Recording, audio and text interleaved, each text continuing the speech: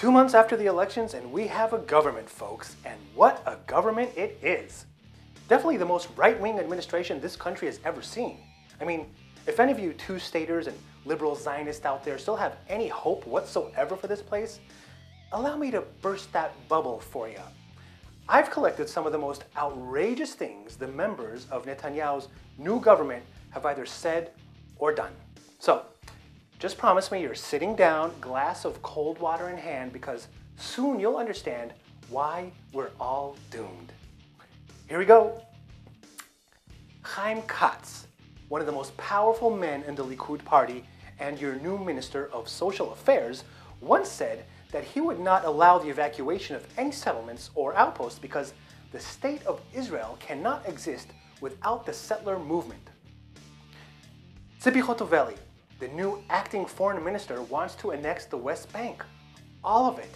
She's also organized Knesset hearings on the problem of Jewish-Arab interracial relationships. Benny Begin, son of the late Prime Minister Menachem Begin, is a minister without a portfolio.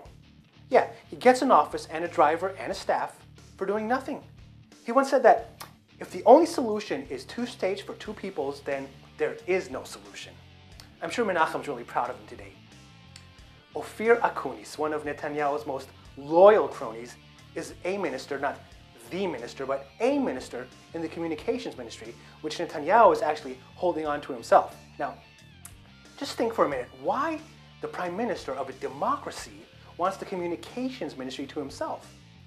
But I digress. Akunis once said that Joe McCarthy was right about everything, and also sponsored anti-NGO bill which targets the funding of human rights organizations in Israel.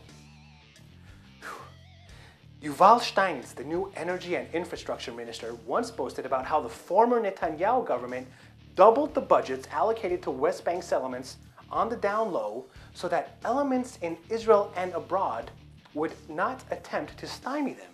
Smooth one, Steinitz. Moshe Kaufman, the up-and-comer from the Kulanu party and the new finance minister, has said that the minute Palestinians declare a state of Israel, Israel should annex the West Bank without hesitation. Aryeh Deri, the Minister of Economy and Development of the Negev and Galilee, well, I guess it's enough to say that the last time he was a government minister, he was convicted of corruption and went to jail. Miri Regev, the Minister of Culture and Sports, is going to be the star of this government. How can anyone forget when she said in an anti-immigrant rally in Tel Aviv that Sudanese asylum seekers are a cancer in our body? She later apologized to cancer patients. Yoav Gallant is construction minister. And who better to be the construction minister than someone who stood accused of expanding his own home onto land he didn't own? Israel Katz, a Likudnik and the Transportation and Intelligence Minister, once said that he is opposed to a Palestinian state and that it is unacceptable, mainly because of our rights to this land. Ze'ev Elkin, a Likudnik and the Immigrant Absorption Minister, once said, I am against the Palestinian state like many in the Likud party.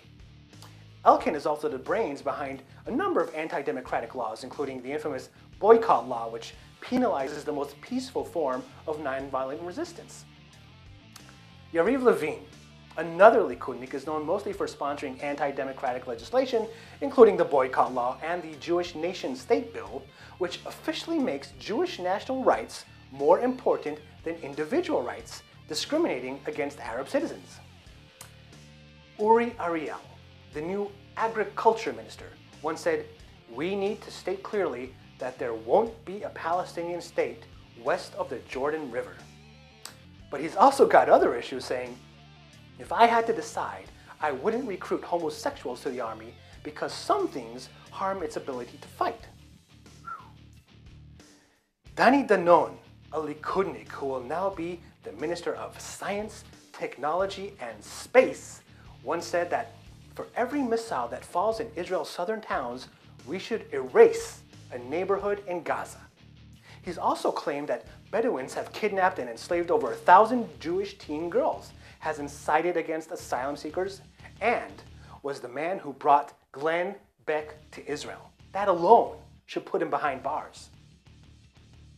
Naftali Bennett, the leader of the Jewish Home and Israel's new education minister, wants to annex the West Bank, wants to bring more religious Zionist values into the school curriculum, and has boasted, "I've killed lots of Arabs in my life, and there's no problem with that." Ayelet Shaked, also from the Jewish Home, is our new justice minister, and that is great because she hopes to weaken the Supreme Court, all but eliminating checks and balances against the government and give politicians more sway over judicial appointments. She has also spearheaded attacks on human rights NGOs. Moshe Ya'alon will continue to serve as defense minister. Ya'alon is the mastermind behind segregated buses, has declared that he only wants to manage the conflict with the Palestinians, not solve it.